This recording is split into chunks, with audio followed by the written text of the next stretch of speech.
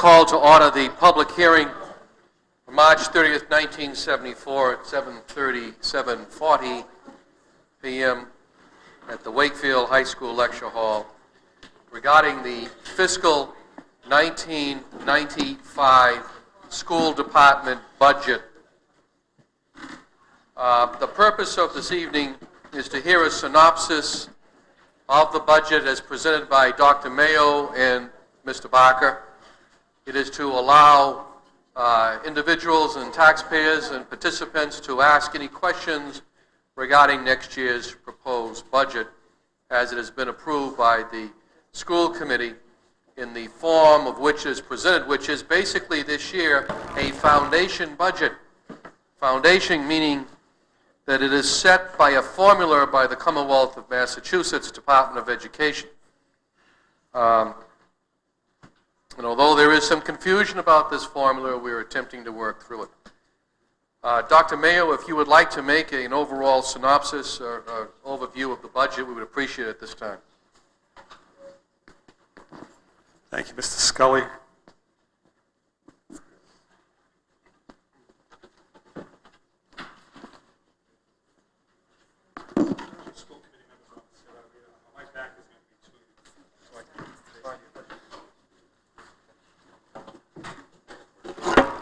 Thank you, Mr. Scully. As you, if you can, see the blackboard, Mr. Scully referred to the formula, and for the first time, the school department was beginning a budget year knowing somewhat or having a good estimate as to what amount of money the school department would have in its budget.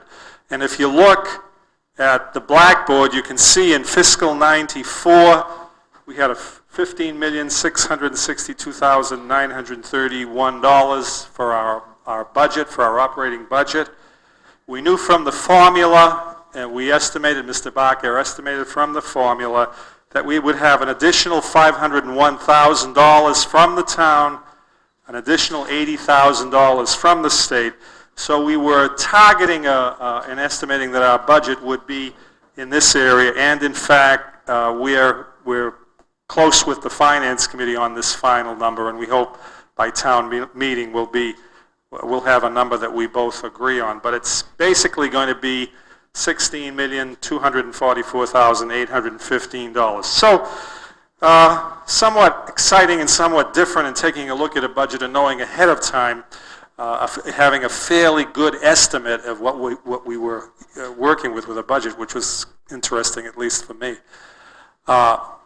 To answer a question that might be on your mind, will the new superintendent see the budget? I intend to go over carefully with the new superintendent the budget so that any of the issues that we've been discussing in the budget, new superintendent will have an opportunity to look at it, and I'm hoping that the school committee will be able to hear from the new superintendent his or her recommendations regarding any portion of the budget, and I'm sure that question is on your mind. And I'm fully aware of the meeting that's following this presentation, but I'm going to try to be as thorough as I can, moving quickly as I can, and trying to anticipate questions. The budget that you have in your synopsis, if you turn to page 1, there is a summary in what the budget really contains. The budget reflects an increase in 31 students which impact the junior and the senior high schools. There is not an impact of additional students at the elementary level. The proposed budget does not include raises for personnel. It does not include capital outlay. However, the Finance Committee has met regarding capital, and so we will have an additional $100,000 for capital. We'll talk about capital at the end of my discussion with you. The proposed budget does include step increases, which are in the contracts of most of our groups. So step increases are in the budget. The study skills program at the high school is maintained. It is not increased with this budget. It is level funded. We have used the revolving fund to level fund our athletic and building supply accounts. The math science program that was presented by Judy DeLucia, principal of the Greenwood Ewell School, and Jerry Carbone, our master teacher in mathematics, and Ronnie Walsh, our coordinator of mathematics at the high school, is significantly funded with this budget. The reduction in staff at the elementary level is the result of lower enrollments and class consolidations. I only underline that because we did talk at the beginning of this budget process about multi-age groupings. Those are not included in this budget. However, we have established committees, we are establishing, I should say, a committee on multi-age grouping, and there will be a report to the school committee in the not too distant future regarding multi-age grouping as a possibility, as a potential in the future. The elementary technology position is eliminated from this budget. There is one principal proposed for the Atwell Junior High School, and the number of full-time administrators at the Atwell Junior High School is reduced in this budget from 3 to 2. The number of elementary principals is reduced from 4 to 3, and this budget proposes that the deputy superintendent assume 2 small schools. The budget reflects appropriate increases in special education, textbooks, supplies, water and sewer, snow removal, heating, ventilating, and air conditioning, which those systems are getting old. And I think that for the first time, Mr. Barker will agree, I tried very hard not to cut those back because there are certainly a lot of needs in those areas. The budget includes the first year of the school department share of the retirement under the Early Retirement Incentive Program. We are projecting with this budget $40,000 in savings from teachers who are going to retire. Frankly, I think that number is low. I think we'll have additional retirements. I'm anticipating that that number will grow, and if it does, that will be helpful to us. The junior high reading program is expanded so that all students in grades 7 and 8 will take reading. This was a 2-year project. Now every single student in the junior high will take reading. I'm very pleased to see this in the budget. And also a master teacher in reading is proposed. Reading is a very important subject right through the grades, through the junior high, through the high school, and it's important to provide the leadership in that area. So a master teacher is proposed in reading. Additional part-time clerical help, as we have evaluated the cuts in our clerical help over the years, it's obvious that we do not have enough help to run the busy offices at the junior high and the high school and the computer center and the athletic office and the Atwell. So we are proposing additional part-time help in those areas. And a lead teacher in the performing arts is proposed to manage this important expanding area in the educational program. Not on the notes, but also in the budget, is an amount of money, it's $10,000, to support the position of a coordinator for our econ program, for our collaborative with the 5 towns around us. The idea is that we desperately need someone who can coordinate the staff development activities of the 5 towns, and especially generate revenue through grant writing. That is in the budget. Wakefield is going to contribute $10,000. Saugus called me. Saugus is going to contribute $10,000. Stoneham and Melrose are going to contribute at least $5,000 each. And Mr. Scully and I are going to visit the Northeast Regional School Committee and hoping that we'll be able to encourage them to contribute $10,000. So that's in the budget, and we're really looking forward to starting that up in order for us to generate more revenue for the school department. Issues on class size. We had a group from Greenwood Ewell address the school committee last night on class size. The school committee has directed me to continue to monitor class size, come back at the next school committee meeting regarding a recommendation regarding class sizes in Greenwood Ewell, and frankly we'll be looking at all the class sizes all over town to make sure that we're doing the best, we're providing the best in education for the youngsters, and that we're providing equity, which is very, very important. So what we tried to do then in building this budget was to take a look at the budget and say, what do we need, rather than just adding on to various accounts. What do we need? So we eliminated some items, we added some items, and we think we've covered many needs. Did we cover every need that we have? No. $100,000 for capital is not enough. The money that I have in buildings and supplies and all those needs is certainly not enough. And I hope as time goes on, the town of Wakefield will be able, and I know it's heading in that direction to putting in a master plan to attend to our facilities, either renovate them or to consider very carefully the building of new facilities. I'm going to stop, and I'm going to try to have your questions lead the rest of this open hearing on the budget. And if there's anything I didn't cover, I would be very happy to answer any question I can, or Mr. Barker will. Any questions? With the changes at the Everell Junior High Complex, how does the number of administrators that are in this budget compare to what other cities and towns do in terms of the number of students versus the number of administrators? You basically cut 2 administrators, right? Is what's left adequate compared to what other places do? Well, there are 2 or 3 items in the budget this question has come up.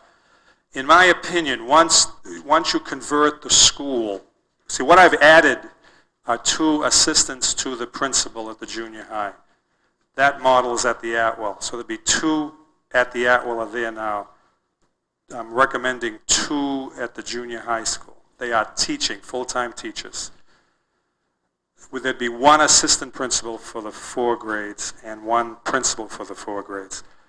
What is the standard? I would probably guess the standard might be 3 administrators. I'm not sure. I haven't done that survey. But then again, at the high school, we have 2 full-time administrators and a housemaster. See, I really believe that once you move into, and it's not that we're not moving into that model, because the Atwell School is practically that model. The junior high, with its teaming of teachers, is well on the way to moving in that model. I think in my opinion, what we need now is 1 principal for the 2 buildings, and then next year be a real planning year to plan that total model. And I believe those issues of discipline and that people are concerned with will really dissipate once you begin to move youngsters into small groups of other youngsters with teachers, all of whom know all the kids really well. I mean, that's the whole point of doing that, is to bring together teams of teachers and small groups of students.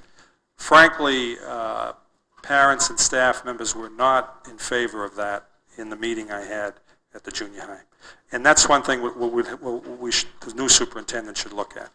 And I believe the school committee would want to hear a new superintendent's opinion on that. Yes, Mrs. Engels. Number 8, the elementary technology position is left. Are those the consultants that are on the elementary level that are actually teaching computers to the kids? No, that's the position. The position at the elementary level that coordinates all of the elementary programs, educational programs in computer technology, and all the purchasing and all the repairing and all the training of the staff. So the program is going to continue. The program may not continue with the group that's doing it now. What we're planning to do is to offer continue the program, but to use our own staff to do the program, our own teachers to do that program, to continue that teaching. But this is not what's being dropped. What's being dropped, at least what I'm recommending, is that position. The coordination of everything I just mentioned at the elementary school will be taken over by the, what's his title, the Information Services Systems Coordinator at the high school level, who's now at the high school level, who will have the entire system to coordinate. Not that I'm necessarily against our own teachers doing the instruction computer, but how would that work? Would there be 1 teacher? Are you envisioning it as 1 teacher to take over for a building, or each We're planning that now. We're planning, and it can work, several different ways, and it also can work with maybe teachers and other, not just elementary teachers doing it, but also junior high and high school teachers. But the funding for the direct instruction is still in the budget? Yes, yes. How did we do that? We took out,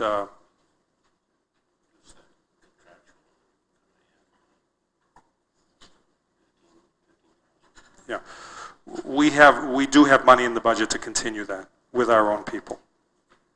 Yes, Mrs. Green. The present 1994 budget had an item, had a section for supplies.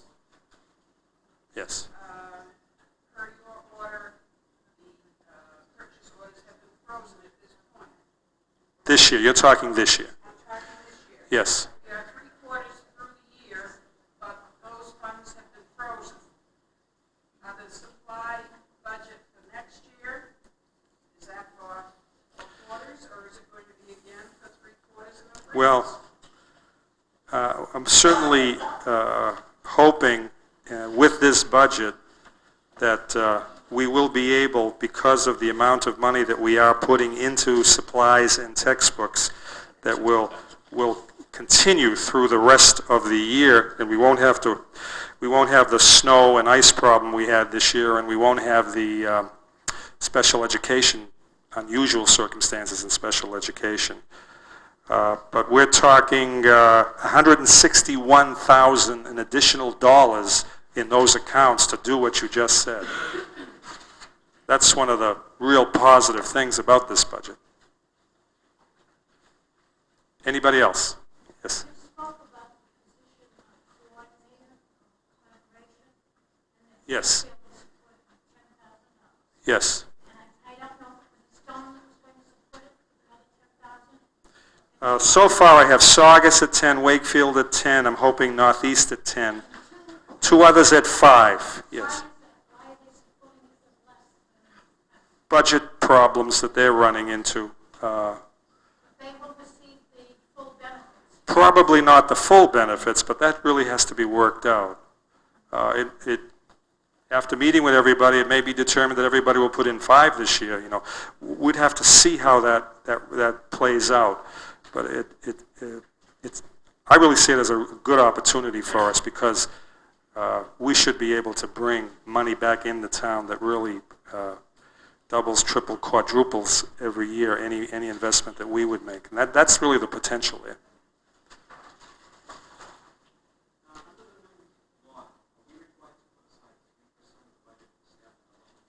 That was in the original law, but that is not in the current law.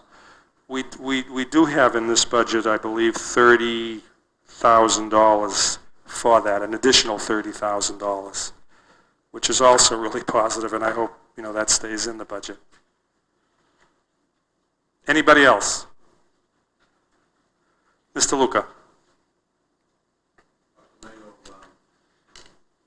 I looked at the individual line item budget, page 1, contracted services. It shows your 94 budget being $50,000 and then going up to $60,000 to $95. $10,000 increase, I assume that's for legal services. And the line item type on your budget? Line item, contracted services. Page 1 of the... Yeah, it's a combination of, Page 1 of the handout? line item. Oh. That is, there is a factor in there for legal services, but that includes more than legal services. There are other contractual services in there, but that's certainly a significant part. On that same page, central office, you're increasing one staff person, and that's the administrative services budget. Yes. Page 2, sped legal cost budget, 94 was 5,000, 95 is 12,000, $7,000 increase. And I'm sure that's justified, but you've already spent 15,000 this year.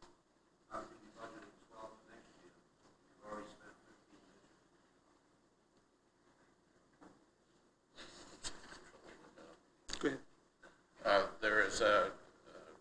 an effort to try to control that. It did experience a significant jump. It was less than 7,000 last year, and through January, you're right, we have expended about 15,000. It's a function of obviously the amount of legal work that is required, and it is felt that the 12,000 figure is a reasonable budget at this particular time. On that same page, elementary principals, I see you're eliminating 2, but you're also adding half the clerical person at the elementary, half at the junior high, half at the high school. And then you're eliminating 6 elementary teachers. When you eliminate the 6 elementary teachers, your salaries are decreasing by about 53,000. On that same page, you're adding an elementary sped teacher, that person. Net salaries are increasing 57,000. You're adding 1 person and you're adding 57,000 salaries.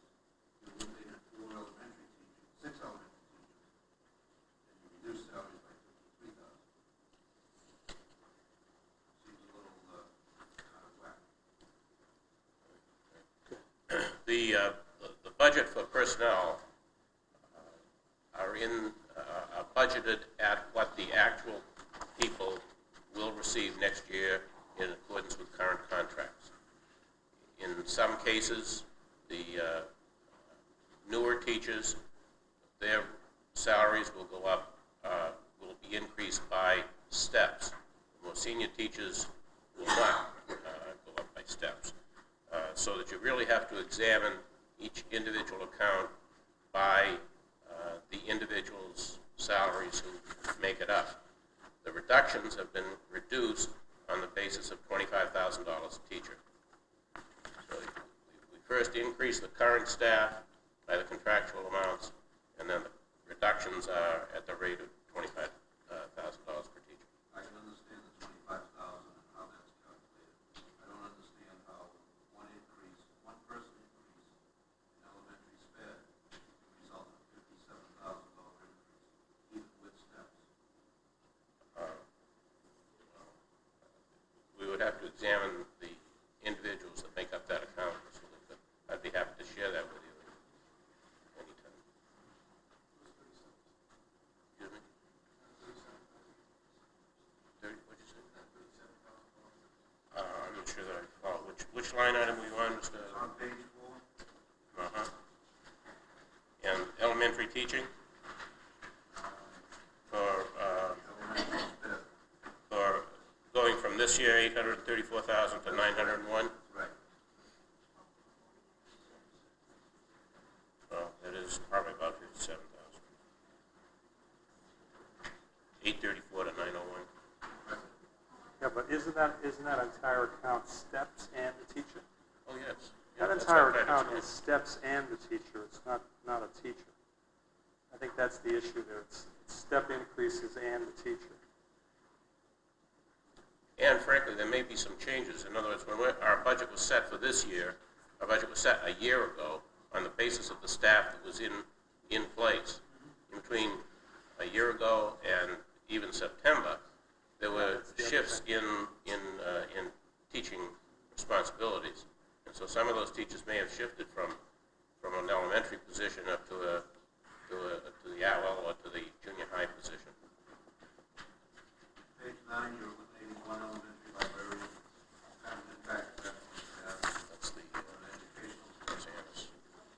That's the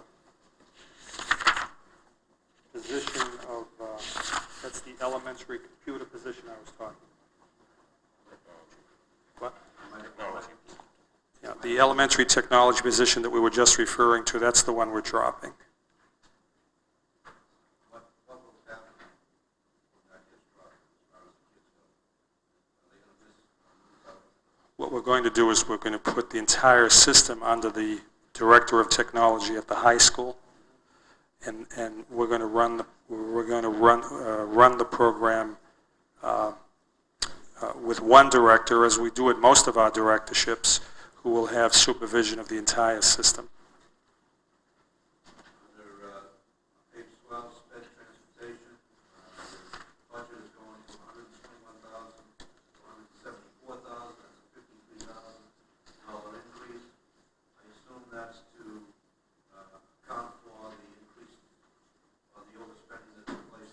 Yes. in transportation. On the regular pupil transportation, you're keeping the 85,000 in there. Did you lose any money this year on transportation, the regular pupil transportation? Was it? At the moment, we anticipate there may be a slight deficit, but obviously the year isn't over. We are still getting a few user fees, but we're coming very close. So you feel comfortable keeping it? Yes. The contract is the same contract next year as we have right now. Okay. Page 14, the elementary water and sewer line item has gone from 7,000 up to 20,000, increased 13,000. Go ahead, Richard. Last year, we spent 18. Our water and sewer rates go up like all of our home bill, water and sewer bills. And at the junior, at the high school, went from 15 to 22, 7,000 increase for the same reason. Same reason. Junior high school, last year you spent 13,750, this year you're budgeting 13,750. You showed increases in the other two areas, why aren't you showing it here? Well, last year, we spent 10,000. So you feel comfortable with the 13? Yes. Yeah, the experience for some reason was better there. The elementary, heating, ventilating, air conditioning, you're adding $9,000. You're adding $30,000 for elementary painting. Yes, $2,500 for HVAC. yes. I understand the painting increase because you need it. Is that interior painting? Exterior, for the most part. We have not painted a building in 3 years. And if there is a $30,000 need for painting exterior of the elementary schools, and it's part of your budget, why do you also have it as part of your capital outlay request? Because we were hoping we'd get it one place or the other. What if you did get it the other? Where would it fall under? Capital outlay or? I'm not sure as we've made that decision. The $78,000, I think, budget for exterior painting in the capital, and we didn't get that much in the operating budget. So I think it's almost a moot point.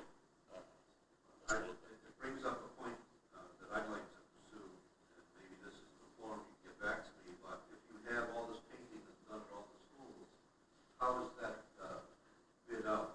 Or, do you have separate bids in every school? Probably not. We would go out for a bid on all the painting that we feel we have funding for.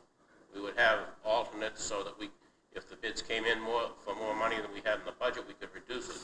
But it would obviously be a contract more than $10,000, which would require a public bid. Quite frankly, let me just go back to the painting as long as you brought that up. The painting traditionally has been in the capital needs budget. And that, in the opinion of many people, including myself, belongs in the maintenance budget. It hasn't been in the maintenance budget.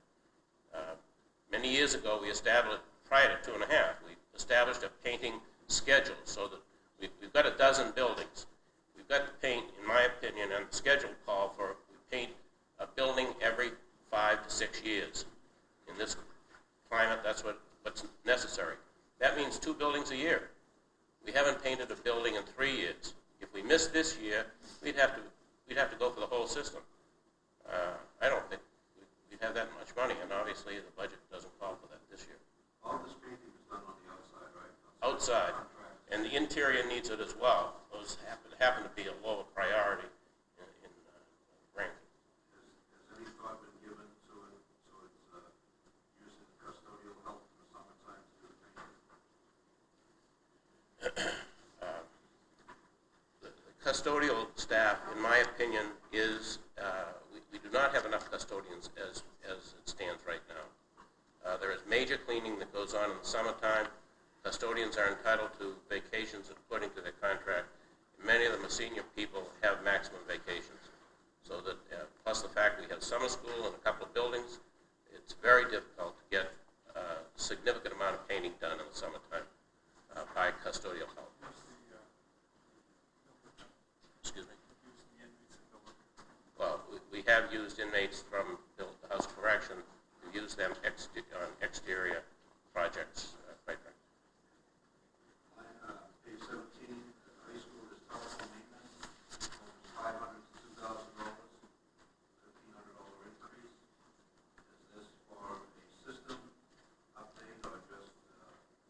maintenance and repair, Mr. Luca. The telephone, as you know, the telephone, 9X is now what used to be New England Tel, and New England Tel used to be the one you'd call if you needed some help, and they do it for free. They don't do anything for free now. The costs are increasing. And the telephone systems in these buildings are just as old as the buildings themselves, and they're wearing out. It's not a case of being able to listen to the public phone. No, no. Public phones, fortunately, are not our problem. Page 18, trucks, go from $2,300 to $4,600. Based upon experience, we spent almost $4,600 last year. Anticipate doing the same thing this year. They're getting older. Right, page 18, junior high school improvement, 94 budget, you had $22,000. You have nothing for this year. That's capital outlay, sir. Same thing with acquisition. Yes, And the equipment replacement was spent. yes. Okay. Two other things, three other things. Number one, your difference between what your budget is for 94 and 95 without capital outlay is $582,000. $233,000 paid out for personal services, $166,000 is materials and supplies. You've increased my logic of doing that, I don't wish to do more. Contractual services, $183,000. All this is without any increases for personal services because negotiations, I assume, are still going on. Has any contingency been put together for the fact that negotiations could take place and there could be increases that have to be paid out in fiscal 95? Is there a contingency plan? And if there is, can you share with us? If there isn't, why not? I would hope that we would be able to have negotiated increases covered the way they're covered in all departments. That's my wish, so we wouldn't have to have a contingency list. I am working on a contingency list with 2 or 3, soft areas in this budget where people have concerns. I really think this is really a budget of opportunity. I've said this during the budget deliberations. I'm realistic enough to know that we have to develop contingencies for all kinds of things. I am developing that list. There has been no adoption of any contingency list, and I will continue to develop that list in case we do have any contingencies. Do you have any idea when that contingency list would be put together? I know you don't know what the negotiations are. Right. I mean, We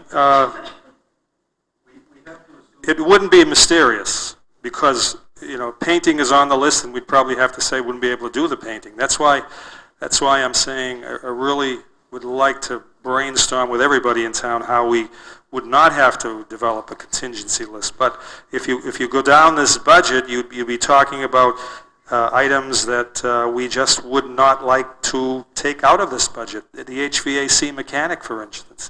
That's something that we need and would help us generate, or at least not have us spending all that money in we might have to knock that out of the budget. So the contingency wouldn't be a mystery. You probably could make one out yourself looking at this list.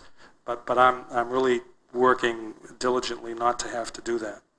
The other comment I have is when I got the latest financial statement, it showed that this year, budget versus actual, we're running some losses in textbooks. And I think we mentioned last night at the school committee meeting some of the other areas. And the thing that concerns me is that we're running over in some accounts that we have control of versus, I understand if there's no, and that goes up or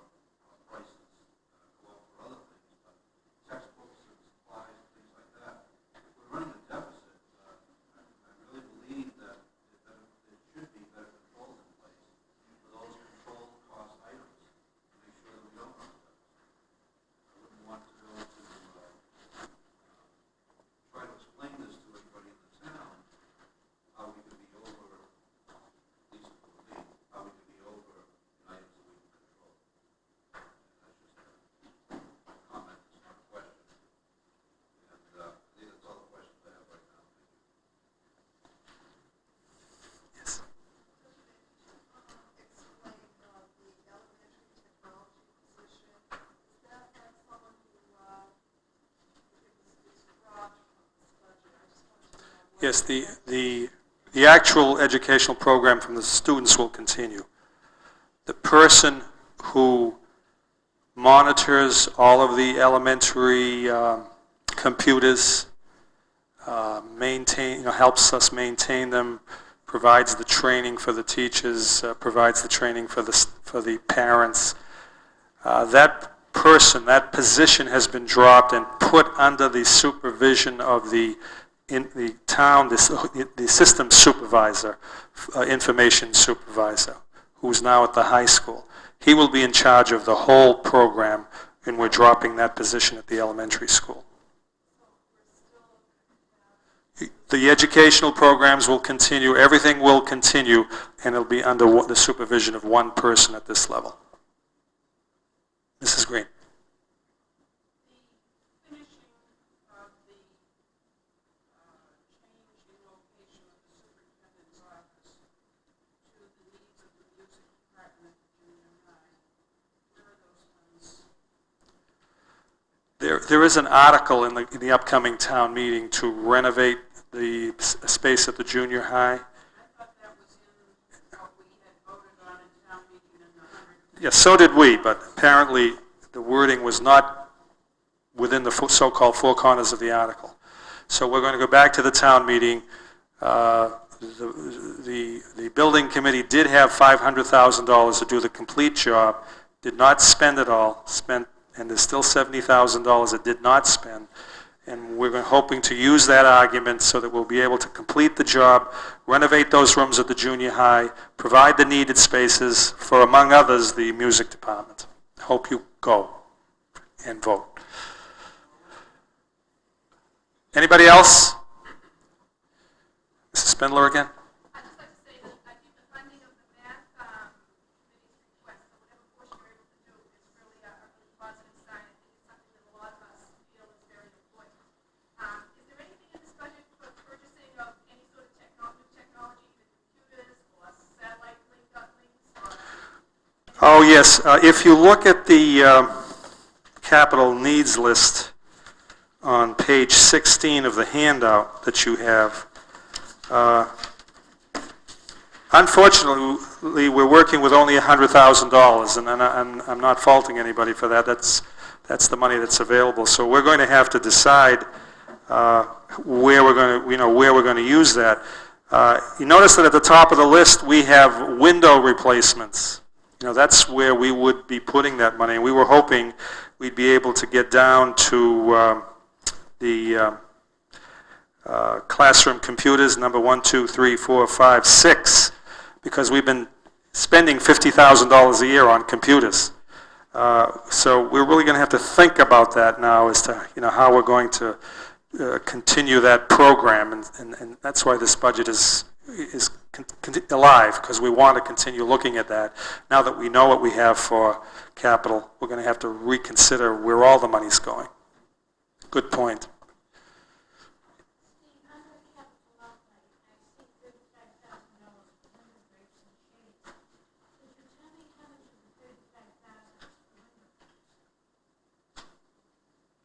You mean window drapes or shades? Because I went through the junior high review a couple of months ago, and from what I saw of the drapes had not been maintained during these last few years, or perhaps as long as they've been hanging there. And what else I noticed was that they were hanging off the Travis wires.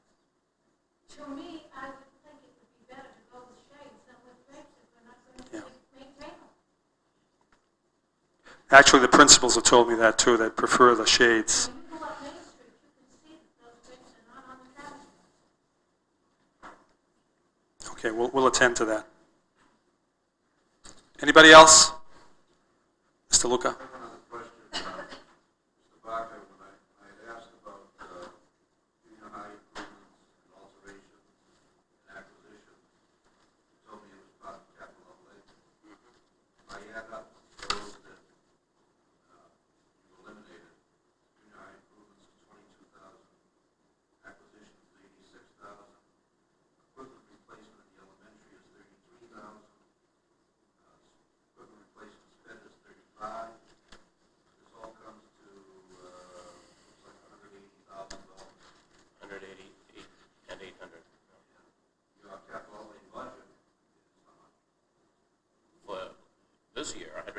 $180,800.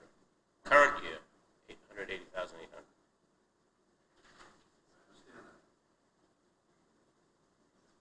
Are you going to spend, what I just read off with the numbers that you had budgeted for 1994? Correct. You don't have anything in for 95. Am I assuming that what you spent in 94 in these areas will be part of your capital outlay for 95? No, the $100,000 that's been referred to is a matter that's dealt with separately by the Finance Committee. And we believe that the Finance Committee is going to recommend $100,000 for capital outlay. It was not decided at the time that we put this budget book together. What about the 180? The 180 will be spent this year. Will be expended by June 30. And nothing for next year? For those Well, like products? assuming we get the 100,000 for next year, we will spend another 100. We will spend 100,000 next year on items to be determined. But not in those same categories. Not necessarily. Any other questions? We have $15,000 for security. Tell me about that security. On the capital needs list? Yes, we have certain school buildings that are secure, electronically secured when there is nobody in the building. Not every building. We'd like to bring that electronic security to all the buildings. So that when you... Yes, in the neighborhood. Thank you. Any other questions? Any other questions on the budget? Well, I thank you all for coming tonight. You know, following this meeting, the school committee will have a meeting to appoint the next superintendent of schools. You are welcome to stay. And with Mr. Scully's permission, I declare this budget hearing closed. Thank you all for coming.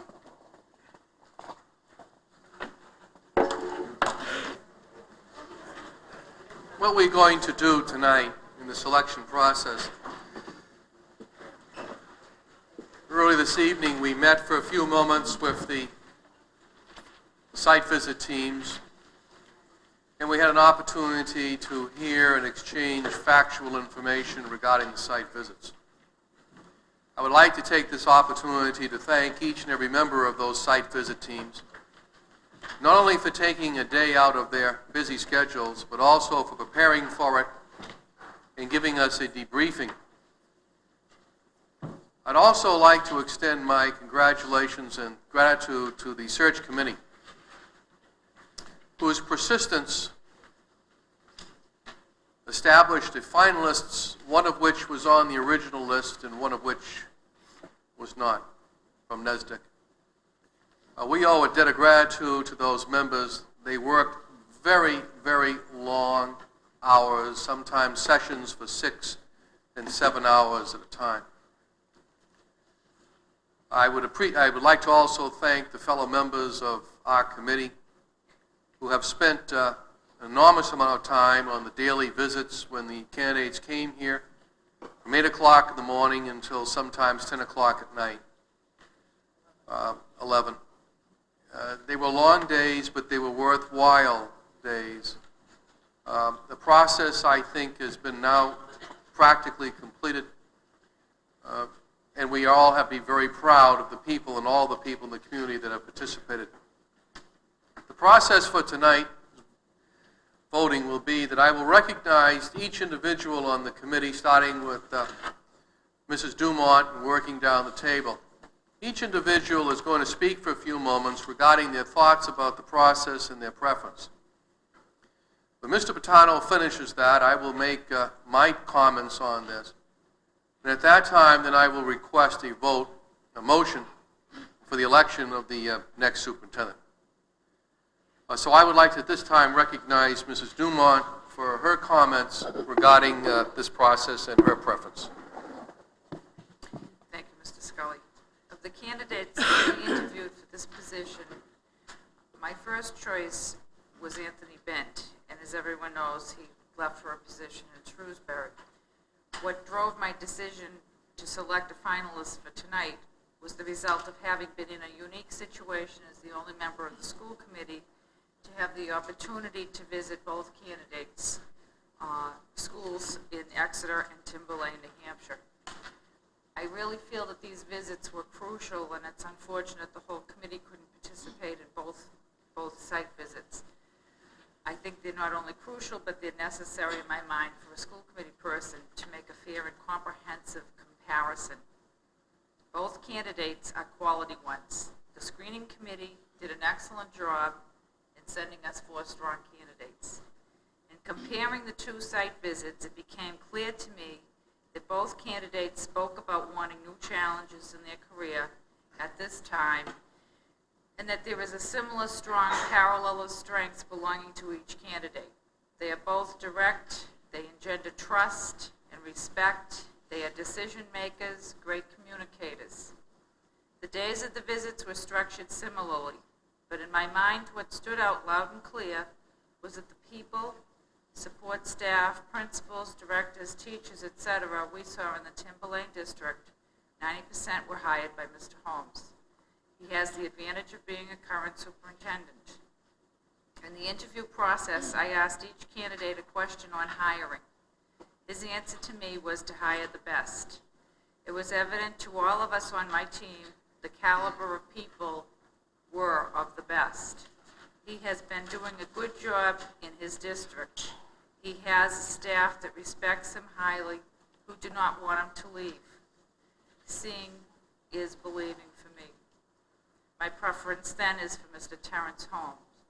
With comments from administrators, staff, all saying he's a great communicator, he uses a positive outreach to get people in the communities involved in the schools. He provides opportunities for everyone to grow. He's decisive, responsive, principled, honest, and a person who respects children. The students and the people of Wakefield can only win. Thank you, Mr. Scully. Thank you, Mrs. Dumont. Mr. Chetwin, please. Thank you, Mr. Chairman. To begin, I would like to state that we are very fortunate to have come through a long and arduous process with 2 outstanding candidates for superintendent of the Wakefield school system. I wish to commend the screening committee and the site visit teams for their efforts and for their diligence during this process. The screening committee did a terrific job by bringing a field of top-notch candidates forward. Each site visit team, whose members we have heard from earlier this evening, did an excellent job in seeking out and compiling information and sharing it with the committee. The choice is now ours, and we are in the enviable position, which is one that we're not often in, due to the labors of those mentioned, of positioning this system to make a quantum leap forward, whichever candidate we choose. I believe that Dr. Kathleen Lynch has some truly exceptional educational background. She has her doctorate with a concentration in educational leadership, curriculum, and instruction, a wonderful combination. She has done postdoctoral work in personnel and labor relations, as well as budget and finance. She also has a solid education in special needs. All of this positions her very well to address the needs of our system. Mr. Holmes also has a fine educational background and will soon be completing his doctorate. In terms of experience, Mr. Holmes brings background as a secondary administrator as well as a sitting superintendent. Very impressive credentials. Dr. Lynch brings SPED background and her position as assistant superintendent in a district where for 3 of the communities she actually acts as superintendent. Mr. Holmes brings us 20 years in the same system, which is to be commended, and as a result of which he has without a doubt been a key person in creating the system as it stands today. Dr. Lynch brings a varied experience from several different systems, which could be beneficial to us in terms of bringing a wider variety of ideas to our own system. I would suggest, from what I heard this evening, that both of the site visit teams were very impressed with their candidates. I would also suggest, from what I heard, that both candidates have one key ingredient, which in the final analysis is the most important. They both care about children, and the process of educating our children is foremost in their hearts and minds. So now, how does one make a choice? Having hired several hundred people in my professional career, I would suggest that there is no one way. However, when all is said and done, it often comes down to the nebulous term chemistry. How do we feel the person would fit in our world? It is my committed intent to support the vote of this committee, no matter which candidate. I say that because I respect my fellow members of the school committee and know that they would say nor do no less than that. Also, the new superintendent coming in both deserves and requires the 100% support of this committee. Anything less is an injustice, and if I were a candidate, would be unacceptable. We must all move forward together, or we will not move forward at all. I am sure my fellow members feel the same way. With all that said and done, I would like to take a moment to advocate for one of the candidates, Dr. Lynch, and present my reasons. I feel that Dr. Lynch has a rich and broad educational background that would allow her to be able to deal with many of the issues we face in this system. She has studied areas such as budget and finance, curriculum and instruction, personnel and labor relations, as well as special needs. Beyond the academic, however, she has some real practical experience in all of these areas. She has worked in special education and continues to do so in her current capacity. She has had responsibility for creating budgets in a site-based management environment for 3 communities simultaneously. She has negotiated contracts in 3 communities simultaneously and has earned the respect of each of those communities in the process. She has been instrumental in working with secondary administration as well as the elementary in advancing curriculum issues, and from what all that I have heard and seen, has earned their high regard in this and other areas where she has worked together with them. She has worked in several different systems over the past 15 years, and I feel it gives her a broader perspective on issues by having witnessed them in multiple environments. I am also very comfortable that Dr. Lynch views the whole person in the educational process and would be a strong advocate for co-curricular and extracurricular activities. Dr. Lynch, based on all that I have seen and heard, is a task-oriented individual who can, in essence, get things done. But the most common theme I heard during our site visit to Exeter was she has an incredible ability to bring people together in the resolution of issues. It is my belief that what this system needs is a person who can identify a task, bring people together to develop a plan of action, and then see that the plan of action is executed. I am totally comfortable that Dr. Kathleen Lynch can do just that, and I therefore offer my support and my preference to her candidacy for the Superintendent of Schools for Wakefield. These are my personal feelings, and they are not, I may add, superficial in nature. I truly believe Dr. Lynch is the candidate I would like to see us elect. In closing, I reiterate, we are fortunate to have 2 such fine candidates. And although I personally lean toward one over the other, I believe they both will be able to make a significant contribution to this community. I also would like to extend a personal thank you to the members of my site visit team and the members of the Terry Holmes site visit team for their time and effort. Thank you, Mr. Chairman. Thank you, Mr. Chapman. And now I recognize Mrs. Angelo. Thank you, Mr. Scully. I don't think it needs to be reiterated that we have 2 excellent candidates to choose from. It's a very hard position to be in, but if I need to be in a hard position, it's the best hard place to be. So I'd like to take a moment to just comment on the process that brought us here tonight. I'd like to say that I was proud to be a part of this process. From the very beginning, from the selection of the organization that we would use to undertake this procedure, to the appointment of the search committee, to the visits here by the candidates, and even to this last hectic, frantic week, we have had a cooperative exchange of information. There has been trust, there has been honesty, there has been reliability. And I would just like to say, if we could carry forth this procedure and these feelings in dealing with the rest of the problems that come before this committee, this would be one of the most enviable seats in town. And to my fellow committee members, I would just like to say thank you. And now for the business at hand. Again, we have 2 wonderful candidates, and I don't think anybody should leave here tonight feeling disappointed. I don't think I need to reiterate, as I said, the qualifications of each of these candidates. In the end, each of us needs to vote on what we believe will be the best fit for the town of Wakefield. And because of her qualifications, her leadership style, and because of the passion that she seems to bring from the people that work for her, I am supporting Dr. Kathleen Lynch. Thank you, Mr. Scully. Thank you, Mrs. Angelo. Recognize Mrs. Tetch. First of all, I want to thank everybody who was involved in the process. It was a long, hard process. It was a lot of work from the community, the teachers, the business community, from parents and concerned citizens. I was not fortunate enough to go on both site committees. I had a hard time measuring who the person was that I felt was best fitted for Wakefield. In order for me to reach a conclusion, I spoke to both members of the school committee who went on Mr. Holmes' site visit and got input from them. On the weekend, I called all of the people that Mr. Holmes had in his packet for references in order for me to get input and to come to a responsible conclusion.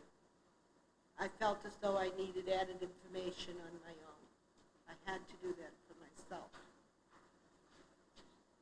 This is a very important position for us to fill. The children of the system are most important to all of us sitting on this board. My personal preference is Mr. Terrence Holmes. And I would like to give you some input on how I reached that decision. He had a strong background in math, finance, and administration. His essay on management skills was explicit, concise, and direct, showing strength. He worked through the ranks of his present position, showing his ability to progress with strong emphasis on administrative skills.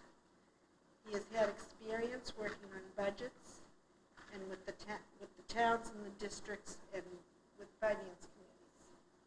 He had strong leadership skills, and he had strong hiring skills. With a great deal of experience hiring teachers and administration. He was awarded a citation for excellence from the U.S. Department of Education. All of these things considered, knowing that we had two marvelous candidates, I leaned towards Mr. Lynch. Mr. Holmes.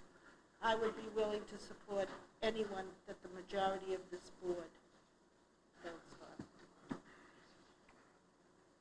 Thank you, Mrs. Tetch. Mr. Bodie.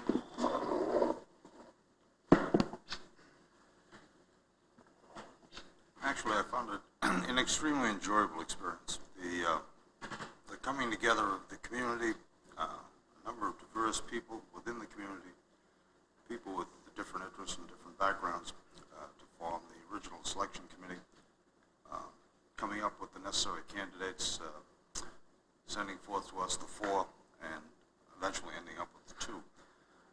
There was a great feeling of, I think, of cooperation and a great deal of interest in doing basically what was the right thing. I think all of us are much more comfortable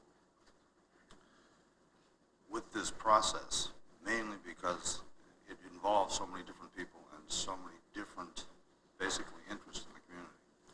The parents were involved, the teachers were involved, the administrators were involved, and to a certain degree, certainly today, the school committee was involved.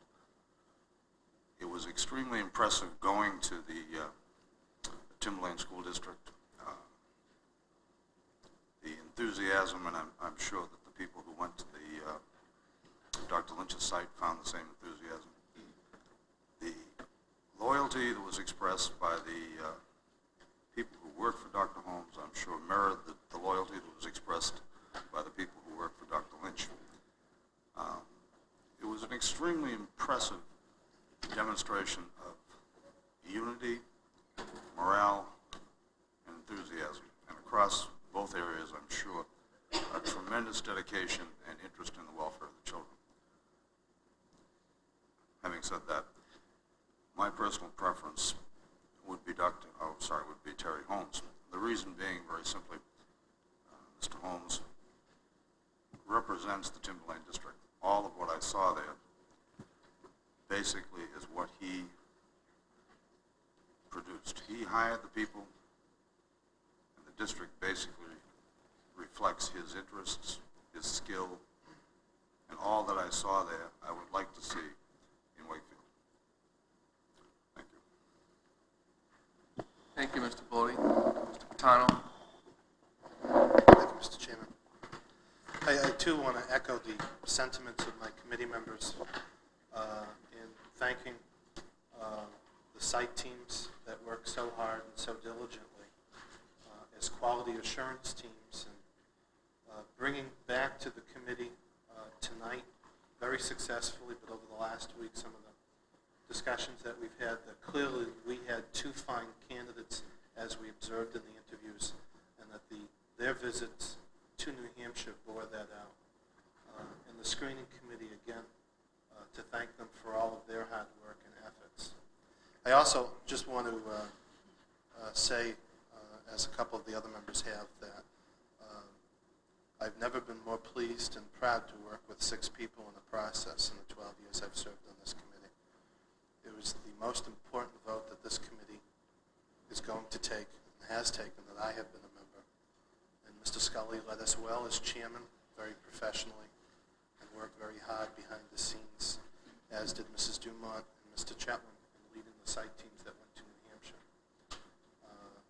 Mr. Scully mentioned earlier that we brought true meaning to the word March Madness, the phrase.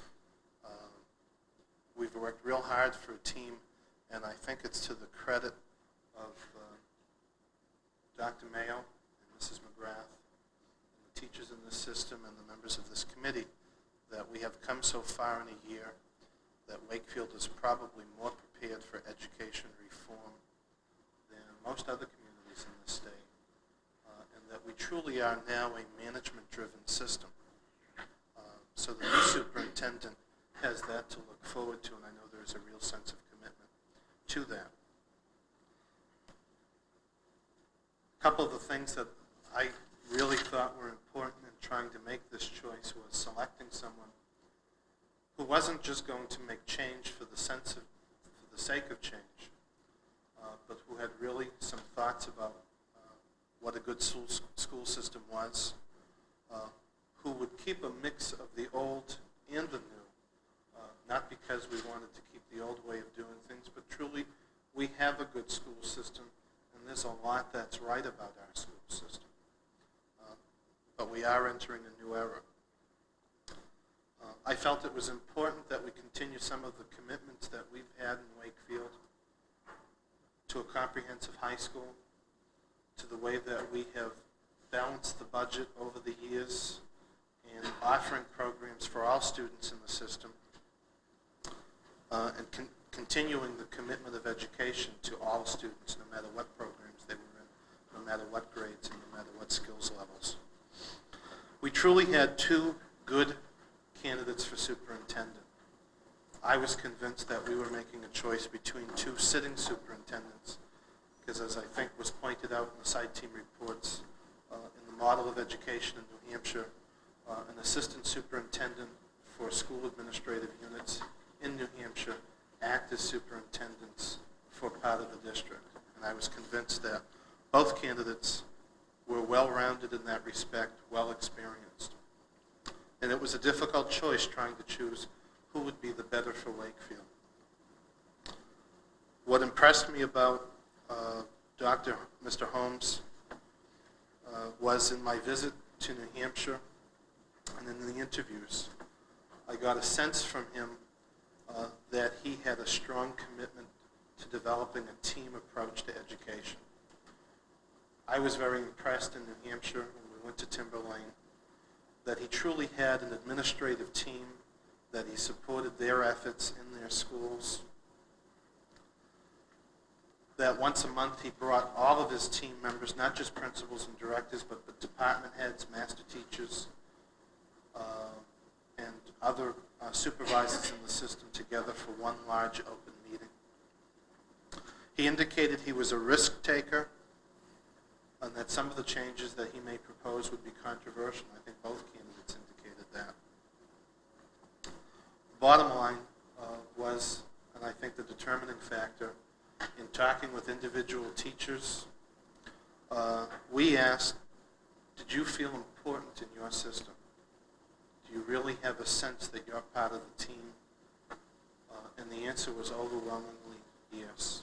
And I know that was true in both cases. I thought the comment that I would like to end my comments on was one teacher who said to us, Mr. Holmes pulls us, he does not push us. He motivates. So, Mr. Chairman, my preference would be for Mr. Holmes, and again, I would reiterate the comments of my fellow committee members. I would be equally pleased to support the candidacy of Kathleen Lynch if that was the majority opinion of this committee. Thank you, Mr. Matano. It is a unique situation that the Wakefield School Committee finds itself in tonight. For in the selection of a new superintendent, we find ourselves in a win-win situation. We owe a debt of gratitude to our search committee for their persistence in their pursuit of quality. Let me first reiterate the statements and findings of my colleagues. Both Dr. Kathleen Lynch and Mr. Terry Holmes are eminently qualified by education, temperament, and experience to become an outstanding superintendent in this system. In the decision for either candidate, Wakefield is well positioned to move progressively and professionally forward to building and perfecting a new quality educational model. Dr. Kathleen Lynch brings an impressive resume to her candidacy. Her educational background in elementary education and special education, coupled with her doctorate in educational leadership from the University of Pennsylvania and her postdoctoral education at the Boston University, establishes a strong foundation to build her career upon. She has had extensive experience as an elementary teacher and special needs administrator. Her experiences as an assistant superintendent of schools in a 6-town region has encompassed a broad range of administrative duties and responsibilities. She exhibited her talents and experience in both her interview and her visit to our system. She has impressed all those who have come in contact with her. The site visit team to her district was impressed not only with the physical plant, but also the tenor of support that she receives from her fellow professionals. Mr. Terry Holmes also has impressive credentials as a candidate. He has obtained both his bachelor's degree and master's degree in mathematics and science and has extensive professional preparation in educational administration from the University of New Hampshire and Vanderbilt University, where he is a doctoral candidate. He has extensive classroom experience as a math teacher and department head. He has served as both a junior high school and high school principal. From 1978 to 1987, he acquired extensive administrative experience as assistant superintendent of schools in a large regional school system. In 1987, he was promoted to superintendent of schools for School Administrative Unit 55, comprising 5 towns and 4,100 students. Terry Holmes also impressed me in his interview in the day that I spent with him in Wakefield. His calm, professional manner, and educational administrative experience was quite evident during his stay. The site visit team was most impressed with the school district and the quality of the personnel that staff it. It is difficult to state a preference between these two fine administrators and individuals, but then again, this is a very good position for us as a committee members to be in. It is also a very good position for Wakefield to be in. On March 15th, during a luncheon given by the committee for Terry Holmes with faculty and guests, Mr. Holmes stated, "If you are satisfied with your school system, then do not hire me as superintendent. If you feel that you are doing a good job within the system, that if I am superintendent, we will do a better job." Terry Holmes has been and is a student of motivational theory. and he has what I believe is an immeasurable advantage by utilizing this theory as a sitting superintendent. He has been able to employ and develop 90% of the professionals in his present system. He has not only challenged and motivated his staff to achieve excellence, but has demonstrated his expertise in providing the support system, services, and facilities to achieve a successful outcome. He has demonstrated a warmth and compassion for children, staff, and community. He has had the opportunity to be a junior high school principal, and he has succeeded. He has had the opportunity to be a senior high school principal, and he has succeeded. He has had the opportunity to be a superintendent of schools, and based upon the outcome of his prolonged effort, he has succeeded.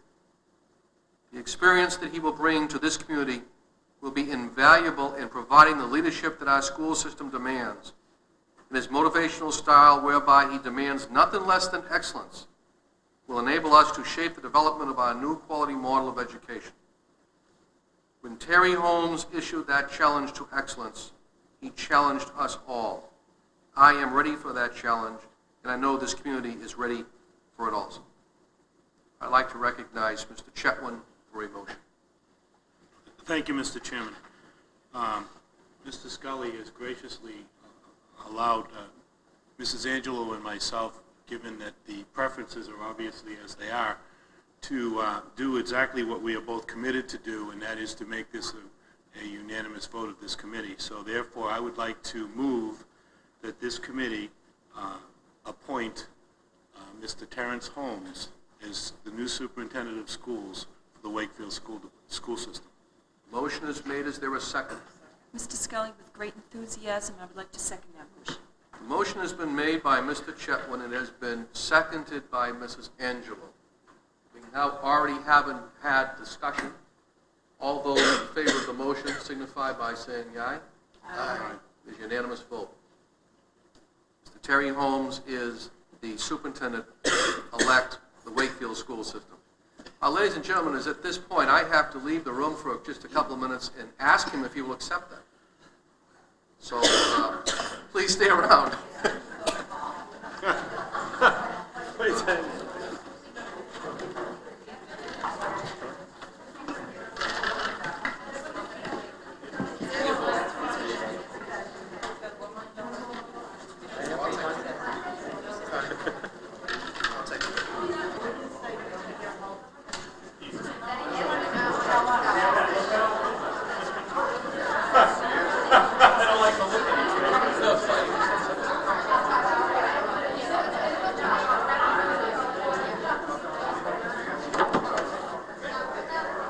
Just a couple minutes.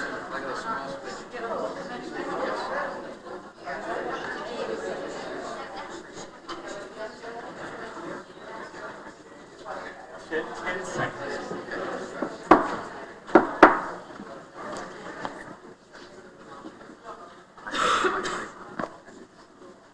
Ladies and gentlemen, I have contacted Mr. Holmes, and he was excited as we were, and he will accept the position. We have to work out a contract with him, but we have already stipulated and set out our guidelines, and we are both within those guidelines. Tonight, if I just make a couple of comments, we have conducted an historic vote. Historic in the sense that it represents the first change of leadership in our school system in 15 years. The selection of Terry Holmes will bring experience and expertise to our community.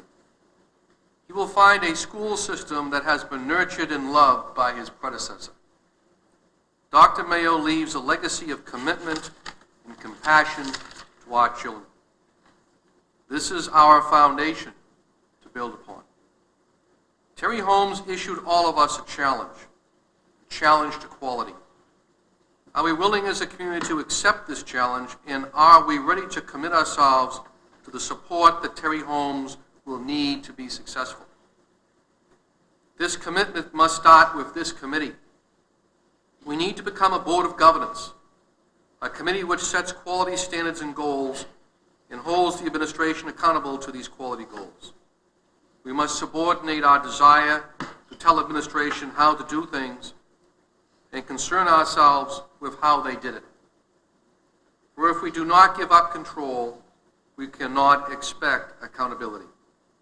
We have, as a committee, committed to this concept, and we will hold ourselves accountable to our community. If we do not serve you well, then we should not serve. Terry Holmes begins his tenure with many challenges: an aging physical plant, a limited budget, Education Reform Act creating the opposite. However, he also inherits a community with character and pride, a dedicated facility, a faculty, and our greatest asset, our children. Our superintendent has the ability and experience to take our school system to new heights, provided we accept his challenge. Our support as a community is needed for his success. His success will be our success.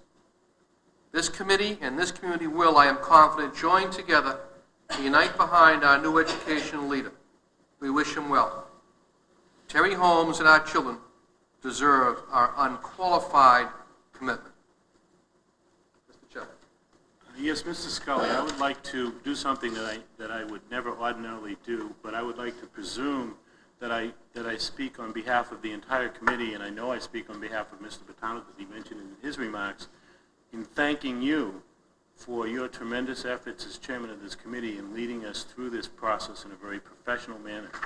And I want to personally thank you, and I'm sure on behalf of the committee, I would like to thank you. We are a professional committee. And I will, with that, move to adjourn.